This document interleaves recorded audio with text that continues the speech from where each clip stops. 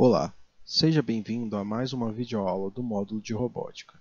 Nesta aula, faremos um compilado de informações extras que você vai precisar no desafio da Olimpíada de Robótica da Corte. Falaremos sobre os LEDs, tipos de ligação elétrica e o multímetro. Você já percebeu que o sinal de trânsito funciona o dia todo sem parar? E que os tempos de sinal aberto e fechado costumam ser sempre iguais?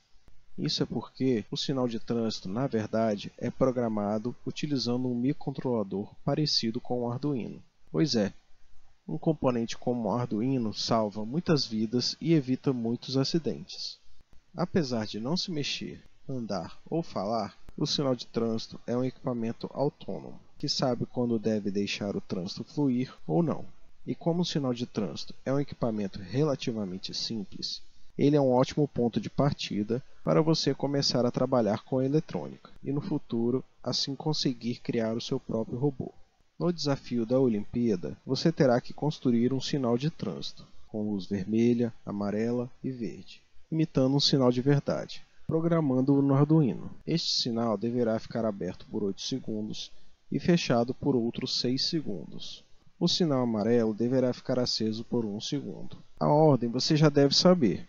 O sinal fica verde, em seguida vem o amarelo e depois o vermelho.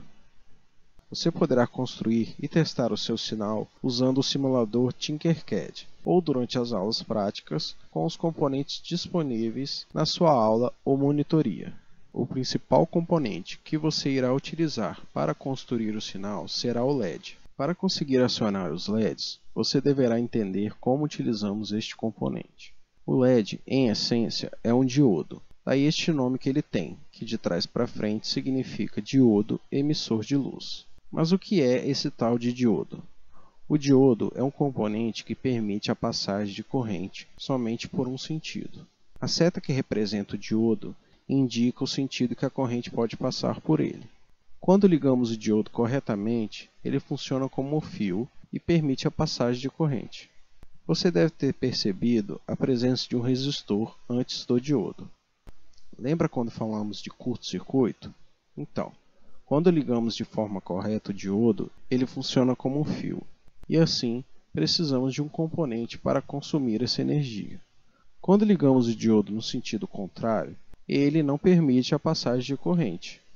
O LED deve ser ligado da mesma forma, com um resistor de resistência adequada e também conectado na polaridade certa. Ou seja, o lado com maior tensão deverá ser ligado no anodo e o lado com menor tensão deverá ser ligado no cátodo, para que então a corrente possa circular livremente e o LED fique aceso.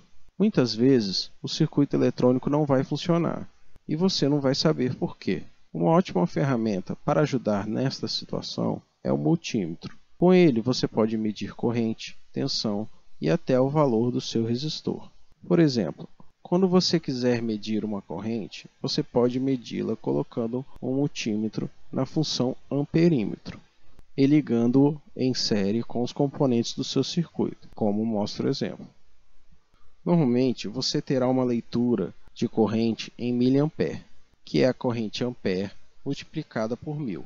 Ou seja, nesta figura, 100 miliamperes é igual a 0,1 ampere. Se você quiser medir a tensão, você deverá selecionar a função voltímetro em seu multímetro e ligá-la em paralelo ao seu componente que deseja medir a diferença de tensão. Por exemplo, para medir a diferença de tensão aplicada no resistor, você precisará conectar o multímetro no circuito da seguinte forma. Vamos ver o porquê medir a tensão no resistor pode ser importante. Geralmente, um LED faz a tensão cair em 2 volts. Desta forma, neste circuito, como temos uma fonte de tensão de 5 volts, o resistor deve ter uma diferença de tensão de 3 volts, somando assim uma queda de tensão de 5 volts. Caso o LED não esteja acendendo e você descobrir que não há diferença de tensão no resistor, provavelmente o circuito está aberto, ou seja, algum fio está desconectado. Um aviso importante: a eletricidade é perigosa e você não deve utilizar o multímetro em aparelhos elétricos como tomadas, sem conhecer a fundo a eletricidade. O conhecimento profundo da eletricidade está além do escopo deste curso. Logo, você não deve utilizar destes conhecimentos para testar e manipular aparelhos elétricos fora dos nossos encontros presenciais. Mas você pode ficar tranquilo. Em nossas aulas, utilizaremos somente circuitos de baixa tensão e, além disso, você estará sempre monitorado, então não haverá risco. Por último, vamos ver como funciona um botão ou chave.